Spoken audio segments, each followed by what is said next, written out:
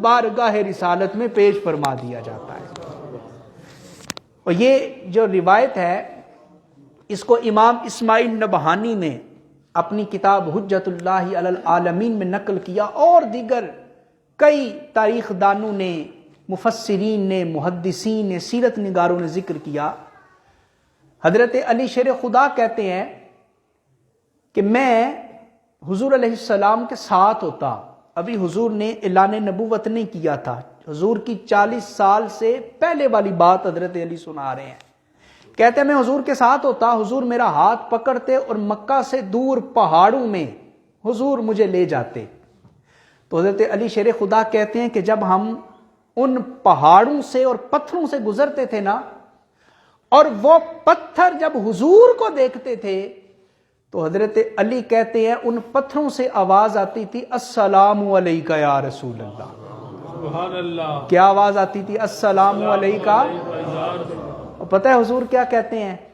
حضور کہتے ہیں انی لعارف الآن، وہ پتھر، وہ سنگریزے اعلان نبوت سے پہلے جب میں ان کے پاس سے گزرتا تو وہ میرے اوپر درود و سلام بھیجتے تھے۔ حضور کہتے ہیں میں ان پتھروں کو بھولا نہیں، میں آج بھی ان پتھروں کو جانتا بھی ہوں اور ان پتھروں کو پہچانتا بھی ہوں جو میرے اوپر سلام بھیجا کرتے تھے۔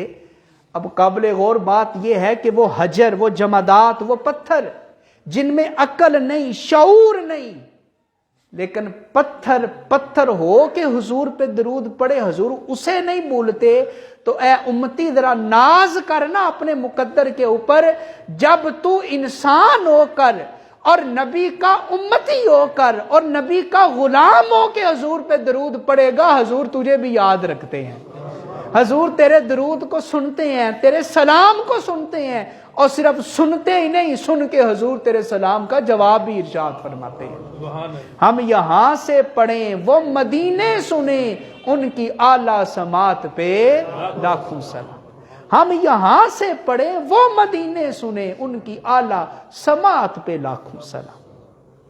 حضور نبی کریم صلی اللہ علیہ وسلم نے ایک اور حدیث میں ارشاد فرمایا، حضور نے فرمایا الدعاء موقوف بین السماء والارض۔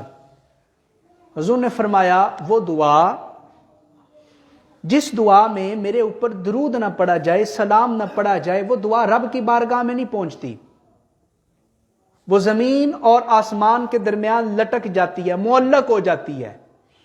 کون سی دعا؟ جس دعا میں حضور پہ درود ہی نہیں پڑا جاتا۔ آج لوگ روکتے ہیں نا درود شریف پڑھنے سے، سلام پڑھنے سے روکتے ہیں۔ اور بھائی تم درود سلام پڑھنے سے روکتے ہو، ذرا غور کرو، وہ دعا جس میں درود ہی نہیں پڑھا جاتا، اللہ کہتا ہے میں نے تمہاری دعا کو سننا ہی نہیں ہے، میں نے تمہاری دعا کو قبول ہی نہیں کرنا۔ قبول کرنا تو بعد کی بات ہے، وہ دعا رب کی بارگاہ میں پہنچتی نہیں ہے، وہ لٹکتی رہتی ہے، معلق رہتی ہے ہوا میں۔ اس کو یوں بھی آپ سمجھیں، آپ جائیں کسی بہت بڑے افسر کے دفتر میں، وہاں لائن لگی ہو، باری باری لوگ اندر جا رہے ہیں، تو جس بندے کے پاس سفارش ہوتی ہے نا، جان پہچان ہوتی ہے، وہ لائن میں نہیں لگتا، وہ سیدھا دروازہ ناک کر کے اندر چلا جاتا ہے۔ کیوں؟ کیونکہ اس بندے نے سفارش کی پرچی لگوا لی ہے۔ تو بلا تشبیہ و بلا مثال آپ یوں سمجھیں، اگر آپ چاہتے ہیں نا کہ رب کی بارگاہ میں آپ کی دعائیں پیش ہوں، رب کی بارگاہ میں آپ کی دعائیں پہنچے، تو اللہ نظر رحمت سے تمہاری دعاؤں کو قبول کرے، تو کیا کرو؟ دعا مانگنے سے پہلے بھی حضور پہ درود پڑھو، دعا مانگنے کے بعد آخر میں بھی حضور پہ درود پڑھو، اور آگے درود پیچھے درود، درمیان میں تمہاری دعا۔ جب دعا کو تم حضور کی درود و سلام والی سفارش کے سائے میں رب کی بارگاہ میں پیش کرو گے، تو حدیث کہہ رہی ہے جب تم دعا میں نبی پہ درود کو شامل کر لو گے، اللہ تمہاری دعا کو سنے گا بھی، اللہ تمہاری دعا کو قبول بھی فرمائے گا۔ یہ فضیلت ہے نا حضور پہ درود پڑھنے کی۔ تو آئیں اپنے آپ کے ساتھ عہد کریں، صبح ہو یا شام ہو، دن ہو یا رات ہو، چلتے بیٹھتے اٹھتے کھاتے پیتے کثرت سے حضور پہ درود شریف پڑھے۔ ایک روایت میں آتا ہے کہ قیامت کے دن ایک شخص کا نامہ اعمال تولا جائے گا، نیکیاں تھوڑی ہو جائیں گی، گناہ زیادہ ہو جائیں گے، فرشتے اسے جہنم کی طرف لے کے جا رہے ہوں گے۔ حضور علیہ السلام دیکھیں گے اسے، پوچھیں گے اسے کہاں لے کے جا رہے ہو؟ فرشتے کہیں گے حضور اس کے گناہ زیادہ ہو گئے، رب کا اصول تو یہی ہے، اب یہ جا رہا ہے جہنم کی طرف۔ حدیث میں ہے حضور جلدی جلدی اٹھیں گے اور اپنے اس غلام کی طرف آئیں گے اور آ کر کہیں گے دوبارہ اس کا وزن کرو، میرے سامنے وزن کرو۔ اللہ فرشتے وزن کریں گے، پھر نتیجہ وہی نکلے گا، نیکیاں تھوڑی گناہ زیادہ۔ تو حضور کیا کریں گے، ایک کاغذ کا ٹکڑا حضور اپنے لباس سے نکالیں گے اور اس کی نیکیوں والے پلڑے میں شامل فرما دیں گے۔ سبحان اللہ جو ہی وہ کاغذ کا وہ ٹکڑا اس پلڑے میں جائے گا تو فوراً گناہ تھوڑے ہو جائیں گے، نیکیوں کا وزن بڑھ جائے گا۔ واہ فرشتے عرض کریں گے حضور یہ کیا رکھا آپ نے؟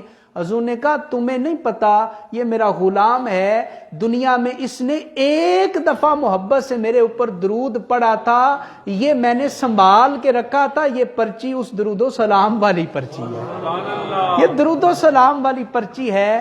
تو درود و سلام والے عمل کی وجہ سے اللہ اس بندے کی نیکیوں کا وزن زیادہ کر دے گا۔ حضرت علامہ اقبال سے کسی نے پوچھا آپ حکیم الامت کیسے بنے؟ تو علامہ اقبال کہتے ہیں میں نے 1.25 کروڑ دفعہ حضور پہ درود پڑھا ہے۔ اللہ کتنا؟ 1.25 کروڑ۔ کہتے ہیں میں نے 1.25 کروڑ دفعہ حضور پہ درود و سلام پڑھا ہے، اس درود کی برکت سے اللہ نے مجھے امت کا حکیم بنا دیا ہے۔ تو کھانے میں ناغا ہو کوئی بات نہیں، درود شریف میں ناغا نہیں ہونا چاہیے۔